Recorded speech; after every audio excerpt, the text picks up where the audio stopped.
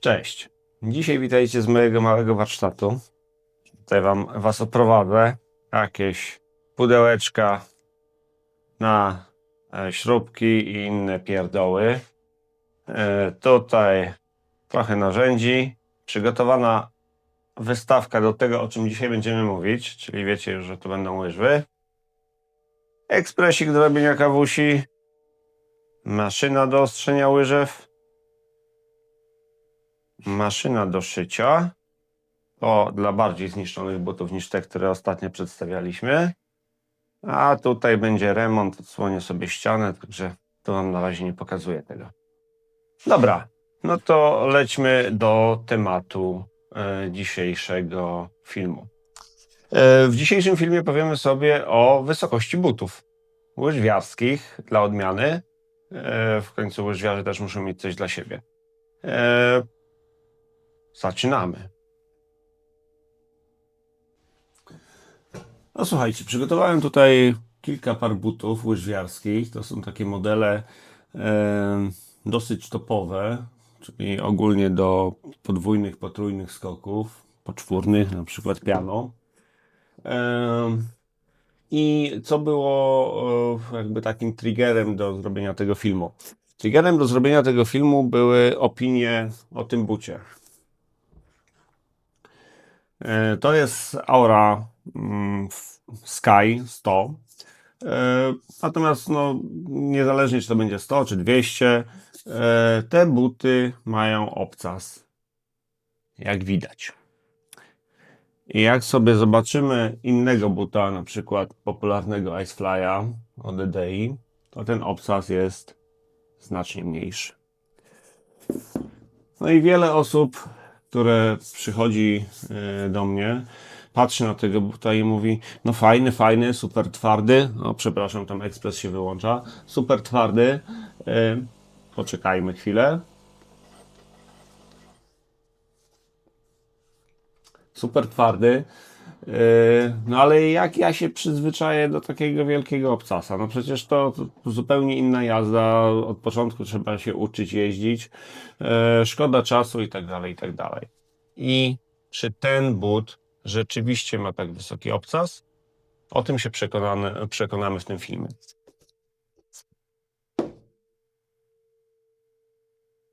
Na cele sprawdzenia zrobiłem sobie taką maszynę. Ta maszyna sprawdzi nam odległość naszej pięty od podłoża. Czy w zasadzie to od stopy płozy łyżwiarskiej, tak? No bo jakby to jest nasza wysokość. Momencik. O, już jestem z powrotem. Na potrzeby filmu przyniosłem sobie jeszcze płozę, taką, która by nam pasowała do większości z tych butów. To jest Matrix Legacy akurat, ale nie jest to istotne. W każdym razie interesującą nas wysokością jest wysokość od naszej pięty do miejsca, w którym but łączy się z płozą. To jest interesująca nas wysokość, bo niekoniecznie wysokość tego zewnętrznego obcasa tutaj będzie taka sama i będzie on w ogóle wpływał na wysokość naszej pięty od płozy, odległość naszej pięty od płozy, z takiego czysto technicznego punktu widzenia. No i dobra, jak to ma działać? Wkładamy sobie tutaj buta, dosuwamy go do tutaj tego ogranicznika. Ja wam pokażę z bliska może. Ok. Dosuwamy go tutaj do ogranicznika. O. Tu sobie ustawiamy tak, żeby to było od razu za cholewką. Tutaj. Tak. I puszczamy miarkę. I wychodzi nam wychodzi nam, jak wysoko jesteśmy od płozy, od kominka płozy, czy jak to tam nazwiemy. Tutaj nam wychodzi lekko poniżej 6 cm. Natomiast później sobie wyjmiemy wkładkę i tak dalej i no, zrobimy to bardziej metodycznie. Także tak wygląda nasza maszyna do testów. Ok. Dobra, a co tak w ogóle będziemy testować? No wybrałem tutaj modele głównie z wyższej półki. Jedynym modelem troszeczkę tańszym to jest Jackson Premier. To jest model bardzo popularny i moim zdaniem, jeżeli chodzi o ofertę Jacksona, bardzo rozsądny dla większości łyżwiarskich amatorów. Aura, czyli prowodyr całego tego wydarzenia.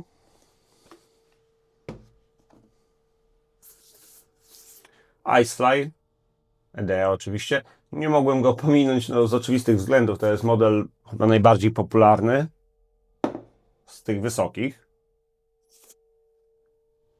Piano, czyli o półeczkę wyżej.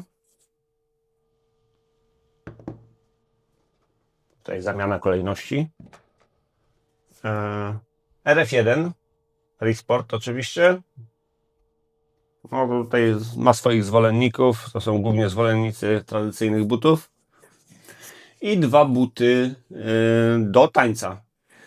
Ponieważ sam chciałem sprawdzić, czy one się jakoś różnią od butów solowych, czy może są trochę niższe, albo może trochę wyższe, jeżeli chodzi o tą odległość pięty od płody. I to jest Flamenco Ice EDEI i Prime Dance Resporta.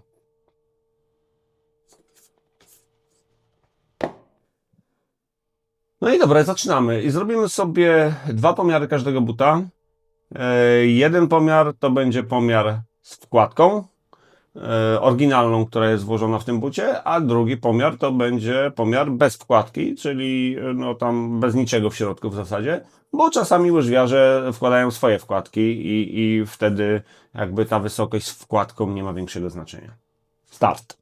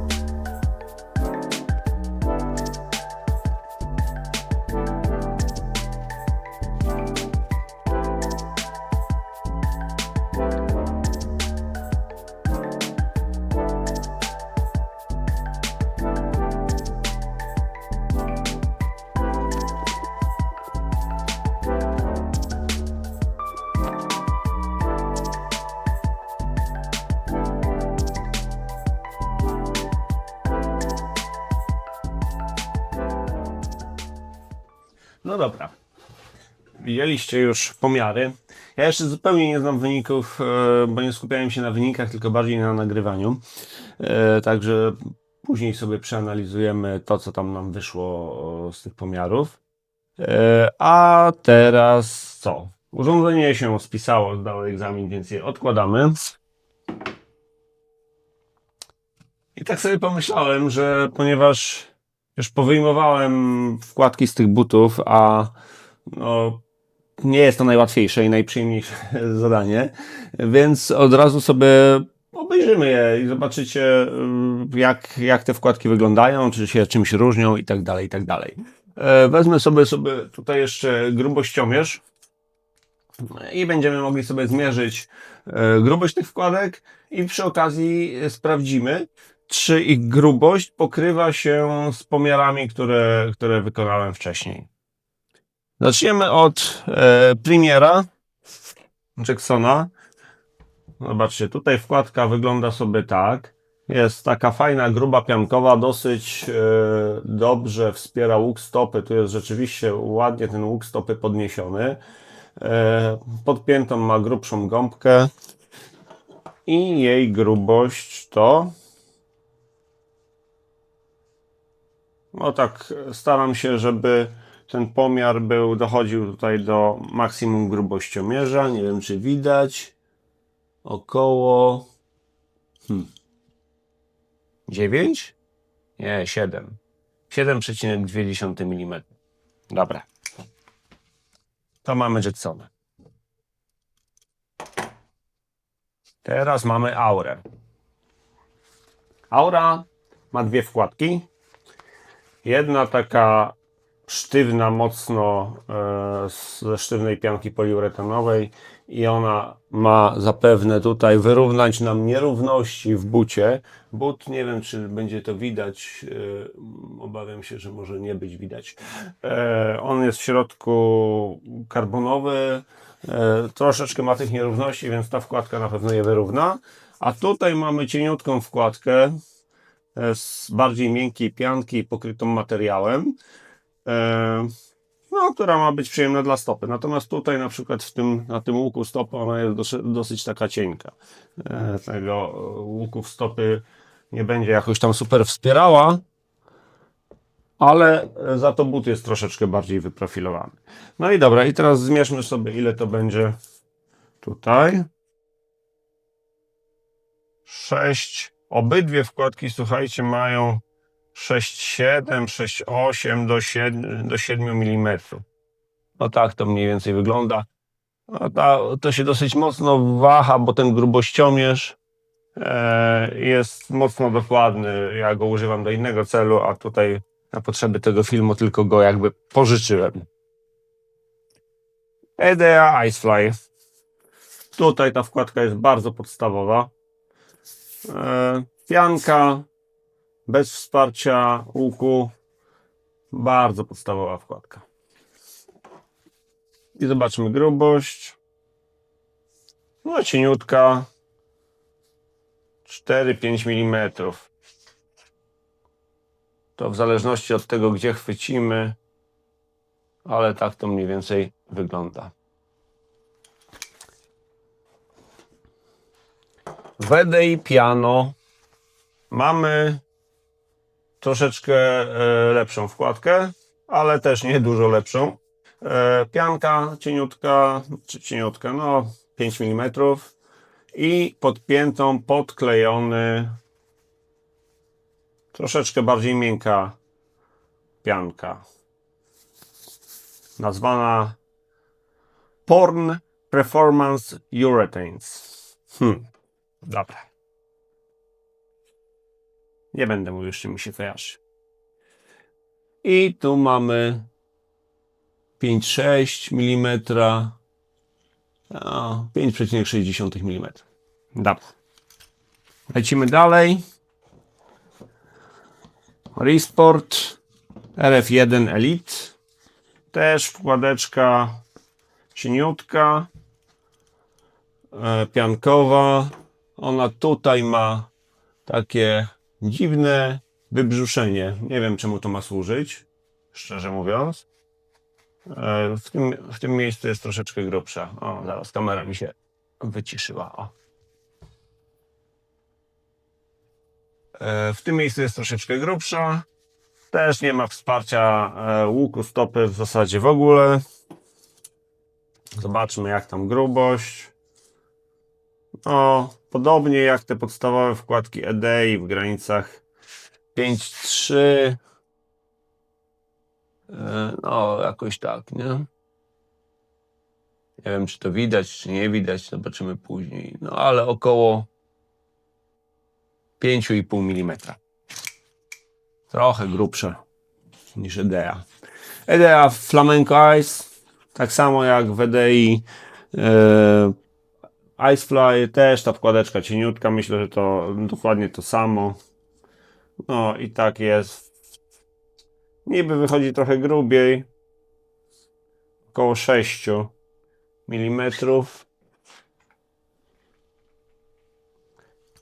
ale jest to, myślę, ta sama wkładka co w Iceflyach. No, jak widzicie, ta identyczna. Różnią się kolorem. Nie wiem, czy to ma jakieś znaczenie. W każdym razie obydwie są 265, żeby nie było, to wszystkie buty wziąłem z tego samego rozmiaru.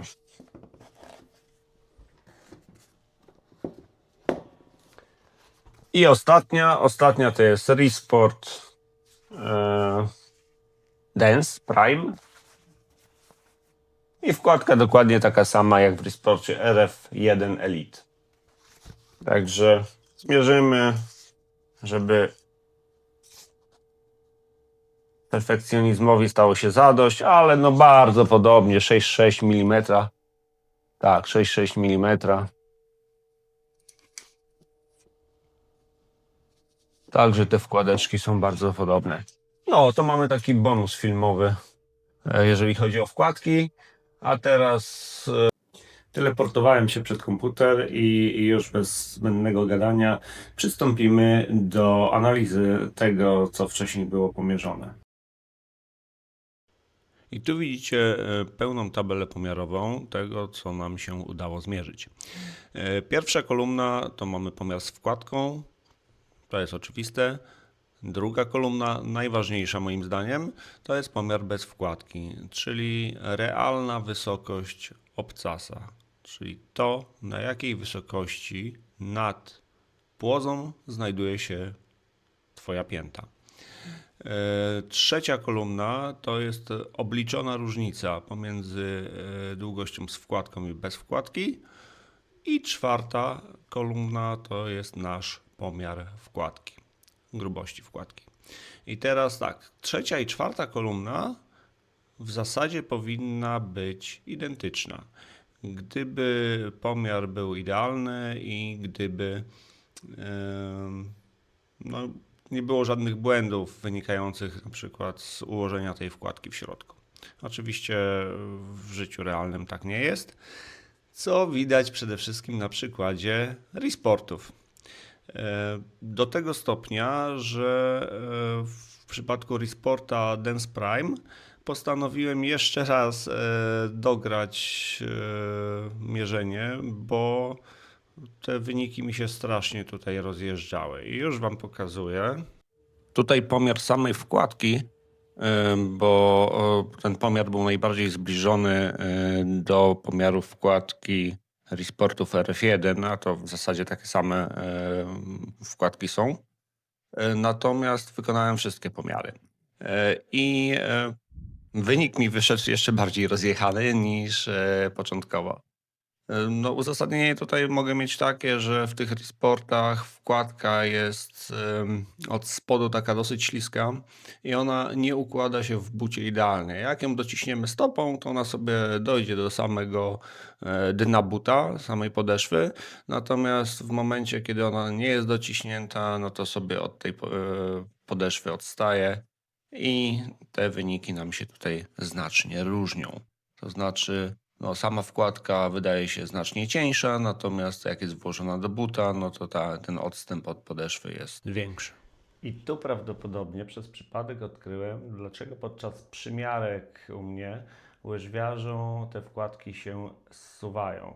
One po prostu nie leżą na spodzie buta odpowiednio, tylko sobie wiszą w powietrzu i w momencie wkładania stopy do buta ta wkładka się przesuwa do przodu. Taki plus z tego testu. Oczywiście później, gdy już ta wkładka się uleży, udepczemy ją tam w tym bucie, to ona pięknie działa i pięknie sobie leży, więc nie ma obaw, że podczas późniejszego użytkowania Resportów ta wkładka cały czas będzie się zsuwała. No dobra, ale do brzegu, bo ten film już nam się mocno przedłużył w porównaniu do tego, co zakładałem na początku. Więc czy Aura Sky rzeczywiście ma taki wysoki obcas? Otóż nie, bo jak widzicie, wysokość bez wkładki to jest 52,5 mm. Tym samym umiejscawia się mniej więcej po środku tej tabeli. Wygrywa pod względem wysokości ze wszystkimi EDA-ami, natomiast jest troszeczkę gorsza niż Jackson i Resport. A czy powinniście się przejmować wysokością tych poszczególnych butów?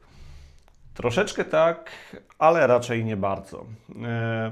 Troszeczkę tak, ponieważ jak wiadomo, czym jesteśmy wyżej od ziemi, a tutaj no, głównym czynnikiem, dla którego jesteśmy wyżej od ziemi, będzie but, bo płoza musi mieć pewną wysokość, żeby przy łukach nie haczyć o lód.